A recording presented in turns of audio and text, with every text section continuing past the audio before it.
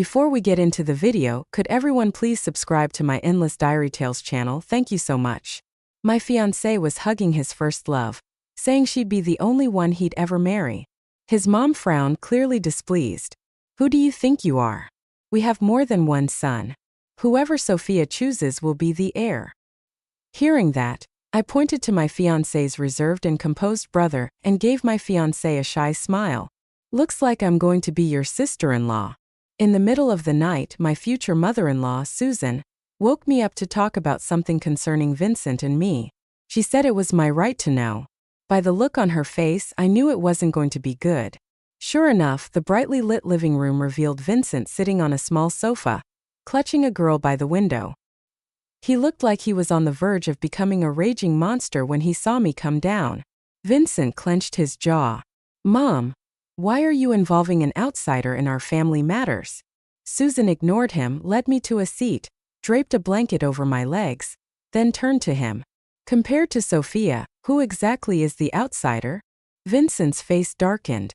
"Don't say things in anger, Mom. I'm just engaged to Sophia. She's not your daughter-in-law yet.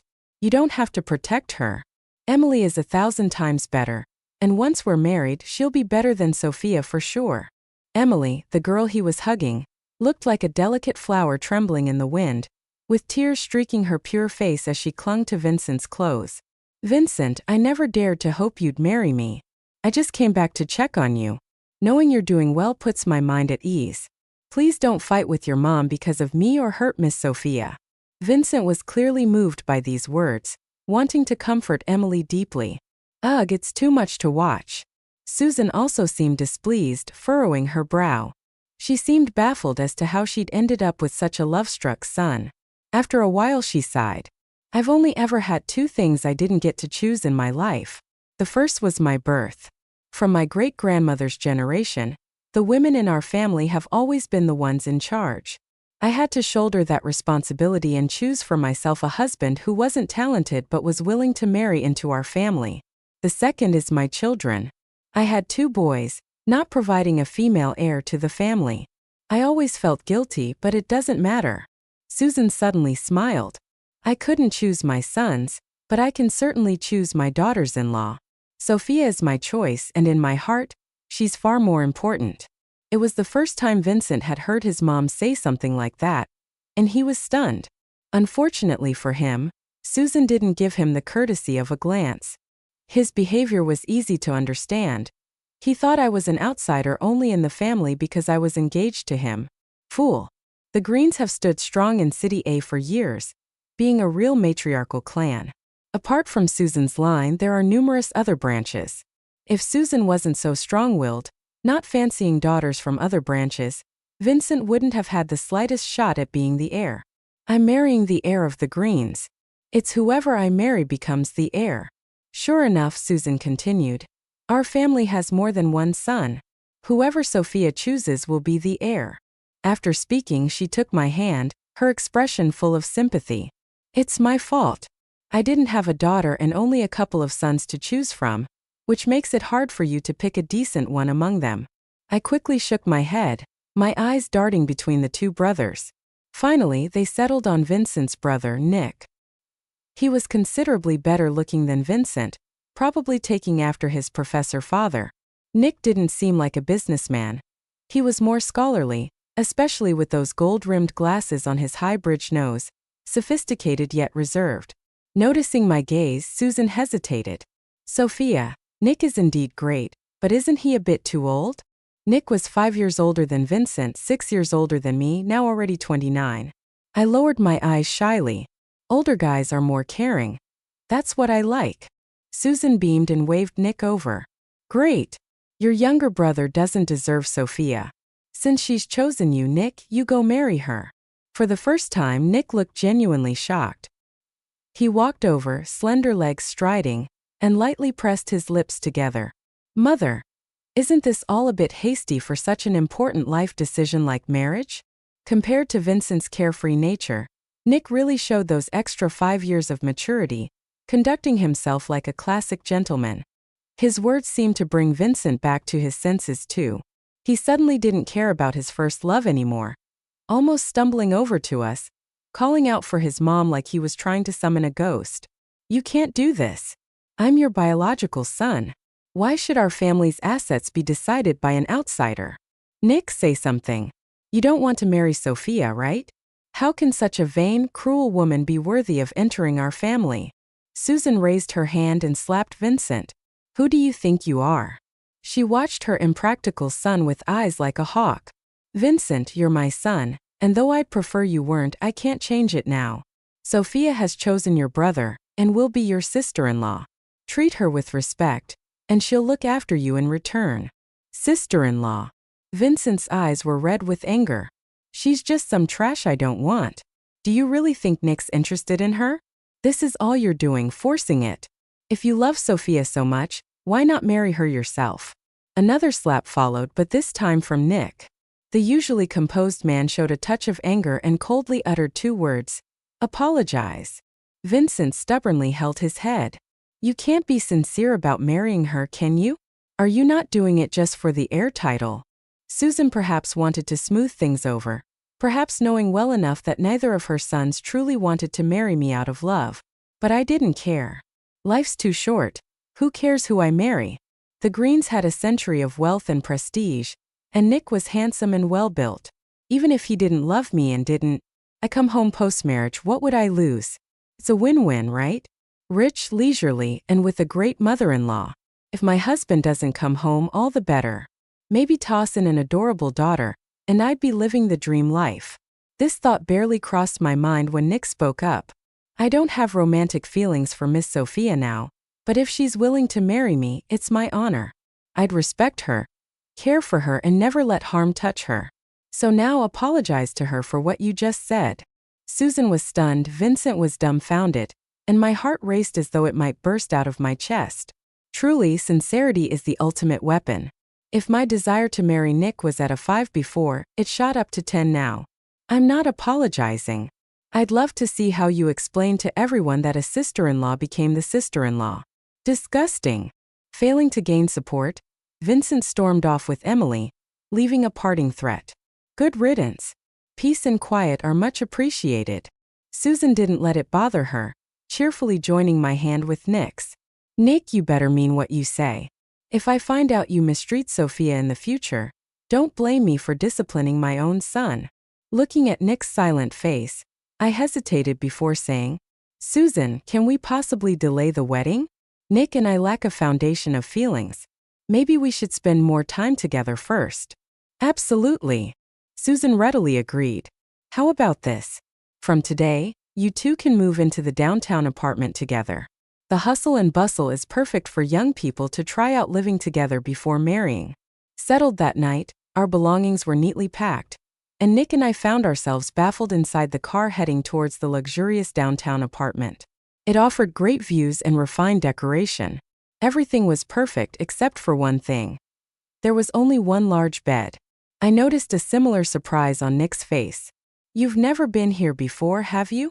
Nick shook his head and chuckled. "I have a small apartment downtown.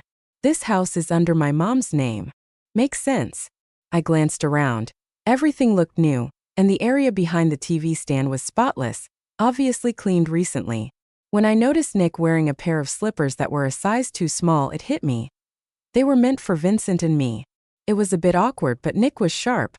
He caught on immediately and turned his head slightly towards me. "No problem, I'll just buy a new pair tomorrow," I added. "And we need a new bed too," Nick quickly said. He'd sleep on the couch tonight, even though that sofa was tiny and narrow, definitely not suited for a grown man. I didn't suggest we share my bed. Not that I wanted to, and I doubt Nick would be comfortable with it either. Our marriage, based on mutual benefits, had boundaries we both understood. As night fell and I went to wash up, Nick was already on the couch.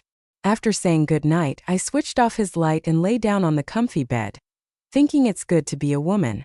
As I turned over, I came face to face with beady little eyes, realizing what it was. I jumped to the bed's edge in an instant. Why does this fancy apartment have cockroaches? Maybe it sensed my fear because that little bugger stumbled around, not flying. A thumb-sized cockroach flew straight at my face. I forgot about bed-sharing rules. I sprinted out of the bedroom into the living room and dove headfirst onto Nick's blanket before he fully woke up. Nick jolted awake, his muscles twitching for a brief moment, resting a big hand on my waist. He half sat up, the blanket slipping off, revealing a sliver of his toned waist. "What's up, Eps? No cockroach. It flies." Blushing, I shifted my gaze away. Nick furrowed his handsome eyebrows, covering my eyes with a hand when he let go. He had slipped on a loose t-shirt, probably his choice for this evening. They say people who sleep naked are the quietest. Nick, who'd have thought? With him around, I calmed down and started thinking rationally. Seeing him move to turn on the light, I passed him his slippers eagerly. "Kill that thing and you'll be my hero." Nick chuckled softly, flipping the light on. "Really? That scared you? Can't squash them. They'll multiply, invisible and swarming everywhere." "Stop." I cut him off, pale. "If you don't want to share a bed with me every night, say no more." "It wouldn't be polite," Nick said, amused, and made quick work of the little pest. He trapped it with a tissue and used a lighter to burn it to ash before throwing it out the window. Finally relaxed, I urged him to wash his hands and sheepishly asked, "Can you sleep in the bedroom tonight?" Noting his hesitation, I quickly added, "I mean, I'll take the couch." Nick agreed and kindly brought out my pillow and blanket. I thanked him softly, then buried myself under the covers only after he closed the bedroom door. But the spot where Nick had been was scented with cologne, fresh and appealing enough to make me blush. I couldn't sleep, tossing and turning until dawn. I only fell asleep haphazardly as light filled the room. When I woke up, Nick had already finished his morning run and breakfast, busy in the study with work. My stomach growled. But being terrible at cooking, I grabbed my phone to order food delivery. Before I could, my phone buzzed with a flood of messages. That was a first. I've always kept my social circle simple, but today it seemed lively. Turns out it was from the Greens family chat group. There were too many branches to count, but 3 close to Susan formed a group to share news. Late last night, Vincent had posted a dozen messages there. Everyone was asleep, so no one responded. By morning it had started spreading. Too late to delete now, I guessed. Vincent had been drinking. Otherwise, how would he post such nonsense? "Vincent, Sophia, you bitch, come out here." Vincent married the brother first. Now the other shameless Vincent, what's our stuff to you? Why is mom so biased? Not fair, Vincent. Mom, we need a DNA test. Am I really your son? It went on like that, descending into more mess. I read it with cold amusement. Vincent clearly never bothered to look into me. Up until yesterday, I was his supposed fiancé. How could a legitimate member of the Greens be that naive? He didn't consider I might be a threat, cozying up to Susan the whole time. He didn't know my mom and Susan had been best friends since childhood. When my parents married, Susan wasn't happy and wanted my mom to manage the company with her back in the city. My mom declined, so Susan set her sights on me. Growing up, I'd always wondered why my ordinary employee parents could afford piano lessons, etiquette training, and private schools. Meeting Susan, I realized I was being prepped as an heir, waiting for me to choose one of her sons as a husband, thereby having a rightful claim over the Greens. Originally, she picked Vincent for me. Given our ages, in hindsight, he was untrustworthy, not just for me but for the company too. The chat thread was short, so I finished quickly. Everyone was notably shrewd, avoiding direct confrontation with Vincent. Even a little cousin, Vincent's junior by 5 years, added off-topic banter to push his messages down, sparing Susan's embarrassment. Thinking about it, I sighed and was about to call Susan when Nick emerged, dressed in black silk loungewear, slick against his physique, outlining sharp lines. I reflexively swallowed and snapped back, silently cursing my own weakness for handsome faces. "Sleep well." "Hungry though," I said. Nick was already moving to help. With ease, he flipped the pan, placing a perfect sunny-side-up egg on a plate alongside crispy toast and milk sweetened for good measure. "Thanks," I said, taking my place opposite him after rushing to brush my teeth and wash my face. "So, have you seen the messages?" I asked cautiously, referring to the family chat. Nick glanced up. "If you mean my foolish younger brother, I apologize on his behalf. We've spoiled him." Indeed, I'd heard back in the day when Susan was busy with her business, Vincent was mostly raised by Nick. At first, I thought Nick was intentionally spoiling his brother, turning him into a slacker, but after meeting him, I realized he wasn't that kind of guy. Nick's genuinely a decent person. He probably really loves his brother, which is why he indulges him a lot. Maybe there's some desire to make up to Vincent on Susan's behalf too. You can't apologize for him forever. He'll have to grow up on his own. Nick was silent for a moment, then nodded. As I finished my last sip of milk, Susan called. I put her on speaker, placing the phone between Nick and me. Sophia, don't worry about what happened in the group chat. I'll make sure that ungrateful child gives you an explanation. It's fine, Susan. I'm not upset, I said, and I wasn't lying. If I got angry over every little thing, I'd have died of anger long ago. Susan let out a sound of approval. You're right not to let this get to you. How are things going with you and Nick? Without blinking, I lied. Great. We're planning to go out shopping later. Shopping for a bed, of course, but Susan didn't need to know that. Susan sounded a lot happier and hung up the phone, saying goodbye. 3 times in a row, almost simultaneously, Nick received a 57-figure transfer. He gave a helpless smile and said, "Mother need not worry. Whatever you want, I can afford." I smiled back at him and said, "Then save it for future investments." After tidying up, we headed straight to the shopping mall. The stuff there is pricey but worth it. I quickly picked out a medium soft bed and a spacious couch as Nick was signing the bill. He joked, if Mother found out a Swiss designer couch was lost because it wasn't big enough, she'd have a good laugh. Leaning beside him, I casually replied, "She knows." He shot me a sideways glance. Initially, I didn't think much of it until he said, "Didn't you say you chose me because you liked?" Stop. I motioned at him to zip it. Silence. Sign the bill, then go home. Behind his gold-rimmed glasses, a soft smile crept across Nick's face, melting his usual reserved demeanor into something warm and gentle. Suddenly, he pulled me over. I stumbled into his arms, and before I realized it, there was a burst of friendly laughter behind me. Turning around, I saw a lovely young woman with a microphone and a cameraman lugging a camera. "Hello," she greeted me with a broad smile. "Are you a couple?" I studied myself and exchanged a quick look with Nick, who nodded first. "Fantastic," she exclaimed. "We're from the In Relationship show. Could we do a quick interview with you too? We'll add it at the end of our show as a bonus." I've watched that show. It's a dating reality show, and they usually feature randomly interviewed couples at the end. People who are not from the show but are real-life couples, and they're usually quite charming and good-looking. Initially, I didn't want to be on camera, but seeing her sweaty head, clearly having had difficulty finding participants, I figured girls got to help girls. So I bit the bullet and agreed. It then dawned on me that I hadn't asked Nick. "You decide," he said. "I'm good with whatever you choose." "Your boyfriend is so considerate," she said, clapping with a pleased smile.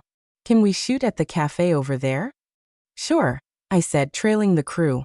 Nick checked the time for the bed delivery before following along. The interview was straightforward. No tough questions, mostly about how long we'd been together, how we met, each other's likes. You get the idea. Nick and I, without skipping a beat, casually fibbed. You can't really say you've been together for just 2 days, can you? But the last request threw me off. Okay, that just about wraps it up. Could we end with a sweet kiss for the show? Could we? Definitely not. I haven't had my first kiss. So I shot Nick a look. He paused for 3 seconds, slightly furrowed his brow, then gently leaned over and brushed my forehead with a light, tender kiss. His lips were dry and cool, soft as feathers. Oddly enough, I wasn't uncomfortable. In fact, it felt quite nice. They got their footage without insisting on a lip kiss and handed me a small gift before leaving. But Nick and I were left in an awkward silence because of this perplexing situation. We set up the bed, cooked, and had dinner. All smooth yet strange. What broke the awkwardness was a video call from Susan. It wasn't for me, but for Nick. He went to the study to take it. Walking past, I overheard Susan scolding him sternly. "Why are you sleeping in separate beds, Nick? I have only one expectation of you. Hold on to Sophia's heart. Is that so hard to do? You've really let me down." For the first time, I felt Susan was being a bit unfair to her son. Nick's got impressive skills. I've seen how he handles company projects, clean and sharp. He could achieve way more than staying home and tending to the homestead. He should be making waves in the business world. So I just went in, took the phone from him and said, "Susan, Sophia, did we wake you?" "It's nothing. I was just reminding Nick to take good care of you." I smiled brightly. "Got it, Susan, but don't be too hard on him. I'd feel bad. He's not very articulate. We bought a new bed not to sleep separately, but because the old one wasn't comfy." True to form, Susan's expression brightened, relaxing instantly. "Oh, I see, Nick. Why didn't you say so? Good choice. It's important to sleep well." I chatted a bit more about work and then ended the call. Nick thanked me and said, "You didn't have to cover for me." "So you'd rather Susan chew you out? Vincent, you're older than me, yet you still have this rawness about you. You should learn to adapt rather than be like a mute gourd, taking everything as it comes." Maybe it's the academic influence from his dad that gives Nick this clueless honesty. Kinda naive, he stood there, mouth opening and closing, and finally managed to say, "Are you mad?" "No." I looked away, not sure how to explain the random anger bubbling inside me. Nick scrunched his fingers. "If that kiss today made you uncomfortable, I apologize. Why is he bringing that up again?" I realized following a man's train of thought is like searching for a needle in a haystack. I just couldn't keep up. Silence again. My irritation peaked just as Vincent called, a perfect distraction. Picking up, his slurred mumbling voice came on, and Nick's gaze turned icy. "Sophia, come pick me up quick. Did you hear me? Get here now." "Where are you?" I asked. "B-bar," he slurred. 1998 bar. "Hurry up, no dawdling." I chuckled. "Got it, but why should I pick you up?" There was silence for a moment, then he said, "Because I'm your fiancé. Don't you know you're supposed to obey your husband? I tell you to do something, you do it." I cursed silently, glancing at Nick. He grabbed the phone from my hand, hung up and walked out saying, "I'll go check it out. You get some rest." I followed him and said, "I'll go with you." He paused but didn't refuse. He only reminded me to wear more clothes because it was windy out. By the time Nick and I got to that 1998 bar, the place was a mess. Vincent was kind of half-sitting, half laying on a couch with broken bottles everywhere. As soon as I stepped in, a bottle came flying at me, but Nick blocked it with his arm. "You all right?" "Yeah, I'm fine." CK's demeanor turned cold. He grabbed Vincent by the collar. "Does this look good?" Vincent squinted at him, laughed, and exhaled boozy breath. "Oh, it's Nick, huh? The one who stole my fiancé. What, you here to show off your love?" I stepped in front to make sure Nick wasn't outsmarted by him and said coldly, "You called us here. Don't forget that you're making a fool of yourself." That seemed to trigger Vincent. He attempted to punch me, but Nick stopped him effortlessly, slamming him back onto the couch. Suddenly, a woman rushed in, crying like someone had died. "Vincent, are you okay?" Emily appeared out of nowhere, crying on Vincent's chest while her other hand grabbed Nick's shirt. "Nick, I know Vincent is a mess causing you trouble, but he really just wants more attention from you guys." "Really?" I frowned, peeling her fingers off Nick's shirt, feeling super annoyed. "This shirt isn't going to make it." Nick smirked slightly. "All right, I'll ditch it when we get back." Emily's face went red and white, biting her lip. "Sophia, I know you don't like me, but Vincent and I are in love, and honestly, we were together first. If it wasn't for his mom liking you and forcing him to get engaged, we wouldn't have split." The bystanders took this as me being some villainous girlfriend ruining true love. Pathetic tricks. I was about to speak, but Nick got there first. "Vincent begged you not to leave, but you left to study overseas, later on learning he's from the Greens. You hurried back to ruin his marriage, even encouraged him to rebel against his mom. As long as I'm around, the Greens will have no place for you." He took my hand. "As for Sophia, she's my fiancée, so don't be climbing the wrong tree." As soon as he said that, the bar door opened, and our driver rushed in. I nodded toward Vincent. "Get them back to the old house. The bar was too crowded. All kinds of people. Can't let Vincent completely disgrace the Greens." Nick followed me out. "Should we let Susan know about this?" I wagged a finger. "Now's not the time to be a saint. And plus, why do you think Vincent got plastered for no reason? You know." Nick's expression turned serious. By the time we got back, the old house was lit up. I hadn't told Susan we'd come, but she was sitting on the couch, dressed and waiting. Nick and I shared a look. We knew something was up. The driver helped Vincent to the couch, but he rolled himself onto the floor, twitching, staying still. Emily faced Susan's wrath, turning pale, kneeling by Vincent, too scared to move. I couldn't help but laugh out loud. Nick nudged my hand and I whispered to him, "They look like they're selling their bodies to pay for a funeral." The laughter flickered in his eyes, but he stifled it, whispering back, "Cut it out." After he stood up straight, I rubbed my hot ear, heart beating faster. Susan missed our little exchange. Her gaze weighed down on Vincent, complex, hesitant, but then determined. "Nick," she called, "get some water. Wake your brother up." Nick nodded but showed mercy, using room temperature water instead of cold. He poured over Vincent's face. Someone gave him a special hangover pill. About 10 minutes later, Vincent finally opened his eyes, dazed, with Emily wiping his face. He grabbed her hand, angered. "Emily, have you been crying? Who bullied you?" Emily shook her head violently, signaling him to look ahead. Susan was probably the first time being ignored. "Mom." Vincent glared at us. "Why am I here?" "Oh, he had a blackout." Susan stayed silent, examining her son repeatedly. Even I was a little unsure inside. Eventually Susan said, "Did you mess up the project?" Vincent, confused, replied, "What project?" A stack of files was tossed at Vincent's feet, a paper cut marking his brow. He winced, picking them up to glance at them dismissively. "Oh, that. The CEO's a sleazebag. The Greens won't stoop to such trash." Susan laughed out of anger. "Trash won't stoop? Great. You're such a good son. Do you know your won't stoop made us lose 35 million? Who's covering that? You or the one who egged you on?"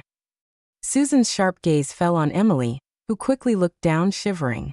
Vincent pulled her into his arms, frowning. "Mom, this isn't Emily's fault. Did you get some twisted info?" Susan, not young anymore, showed an unusual frailty and fatigue on her well-maintained face.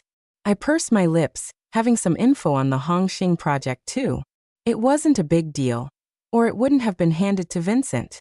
Just follow protocol, sign the deal. No way it would have gone wrong. Yet it did. Vincent breached it single-handedly, handing Hong Xing a free 35 million. Obviously exploited. Considering Susan's mention of Emily, I took Nick's palm, wordlessly tracing 4 letters. "Spy." He nodded. No wonder Emily settled abroad, then returned due to a baseless rumor.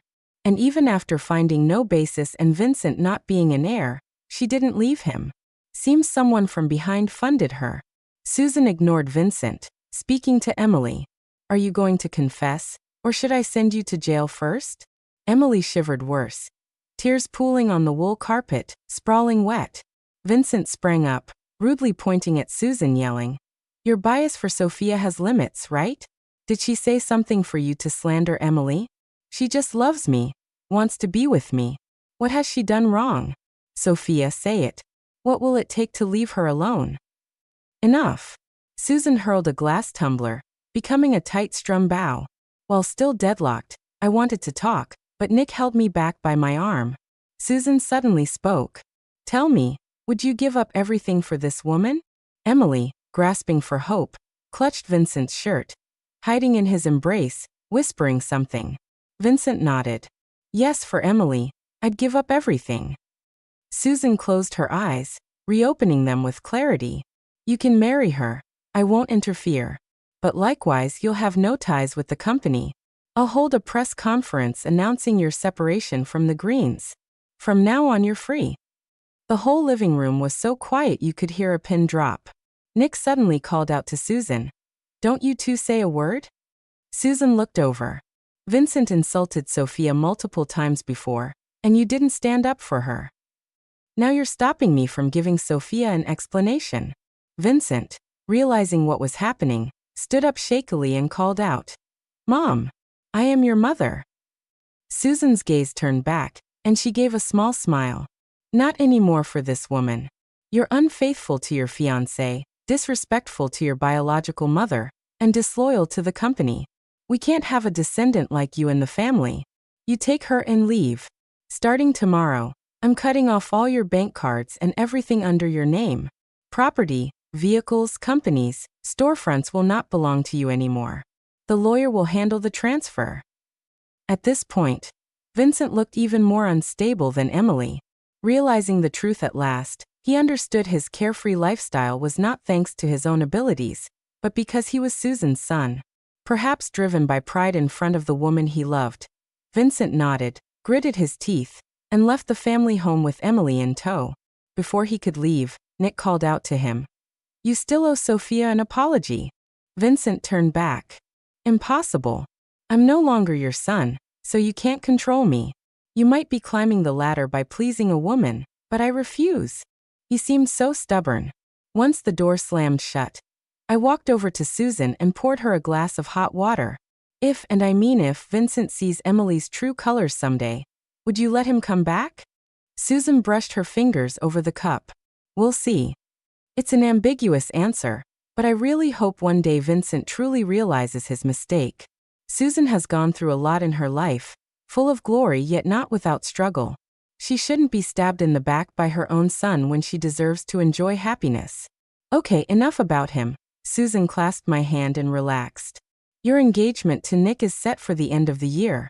We'll have the wedding in early spring after the new year. I'll bring your parents to visit, so they can meet the future son-in-law. How about that?" I nestled against Susan. "As long as you're happy, I'd even get the marriage certificate tomorrow." Nick was quietly standing behind us, not interrupting. I reached out and tugged him to stand in front of Susan.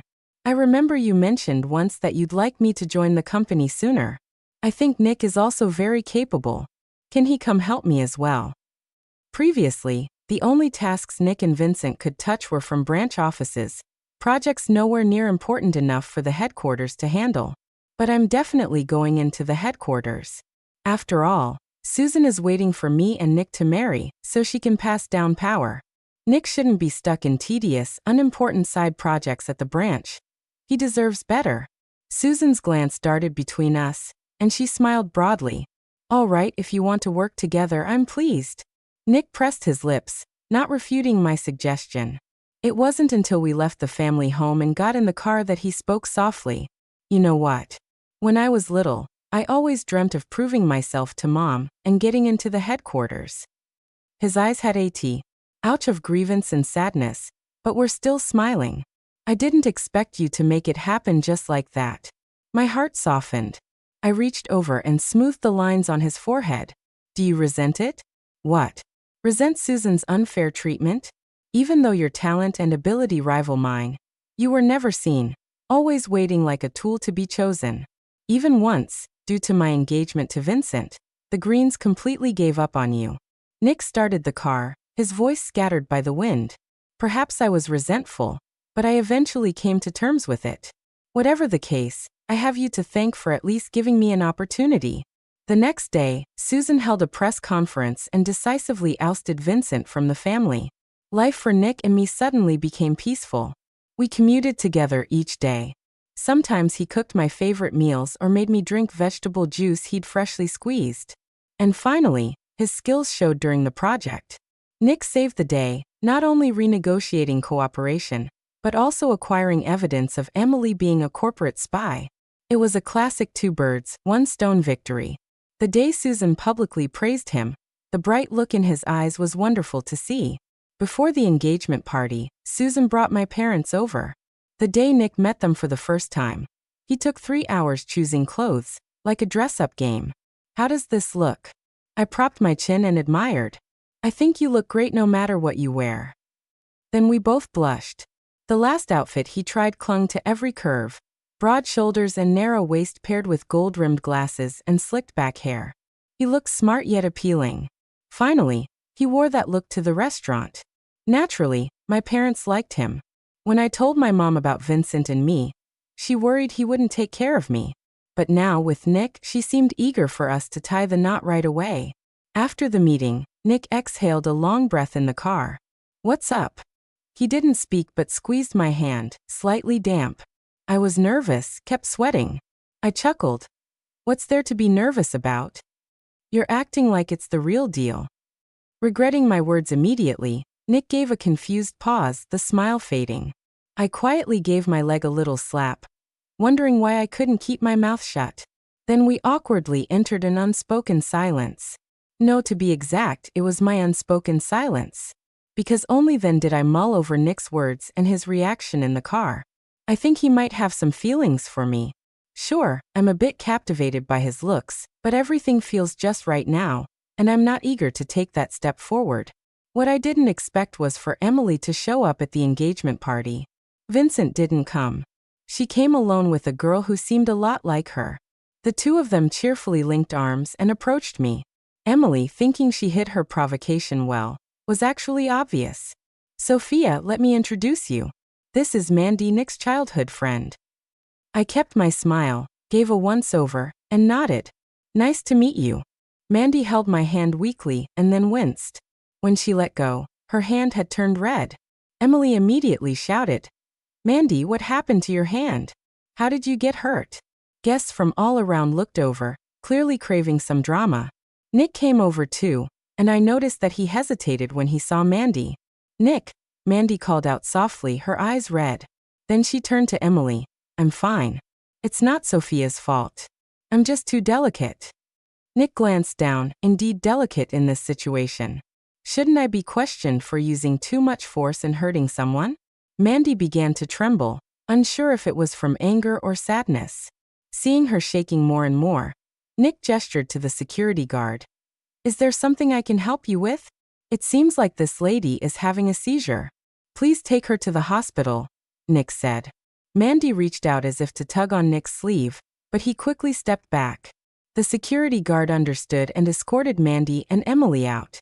After they left, the ceremony officially began. For some reason, because of Mandy's appearance, my initial excitement faded a bit. That was until Nick pulled out a ring. It wasn't some extravagant jewel for show, but a clumsily made ring. He knelt on one knee, his face turning red all the way to his neck, but his gaze was serious. I made this ring myself. Sophia, will you marry me? Nick's voice was so quiet that only I heard it. The guests didn't catch a word. He seemed scared of frightening me, or maybe scared I'd say no. But why would I refuse? This was our engagement party after all, so I gave him a genuine smile, covered my mouth in surprise, and extended my hand. He didn't move, staring intensely. Do you really know what I'm asking? My heart was beating wildly. I knew, but I didn't want to know. I reached down to take the ring and felt cold sweat. He was nervous. I will, I sighed. Hurry up and put it on. Everyone's watching. Nick smiled like a house catching fire, and hurriedly slid the ring onto my ring finger, intertwining our fingers tightly. Once the ceremony ended, we returned to the old house. Susan had to attend some engagements and would come back late. Nick cooked up some noodles for me. Don't go to bed hungry, come and eat, he said as he sat across from me, now sporting a ring that matched mine. Before I could ask, he explained. Mandy was my desk mate in high school. She seems keen to tell people we're a couple. And in reality? I asked. Just classmates, not close, he replied. I nodded, got it. Emily probably came on purpose. Has Vincent contacted you recently? Nick shook his head. He's not doing well. My friend mentioned seeing Emily coming out of a Bugatti and going to a hotel. Pretty clear what that means. Emily is used to spending big. Once abandoned, and Vincent can't bankroll her, she naturally looks for another route. Nick brushed my lips and lowered his gaze. It's our first official day together. Let's not talk about other men. I was taken aback. What do you mean, officially together? Nick frowned. You accepted my ring.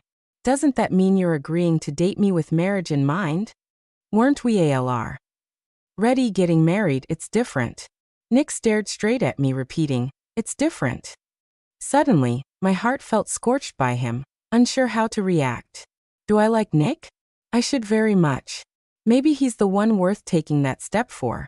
Nick's manner didn't change much, whether before confirming our relationship or after. The only difference was he started getting jealous and quite clingy, especially when I'd mention some handsome celebrity or a charismatic CEO. He would stay silent, then subtly flaunt his physique or land a more impressive project, like a peacock showing off. I noticed but didn't point it out. It was kinda cute. I guess that's how it is with men who sleep in the nude.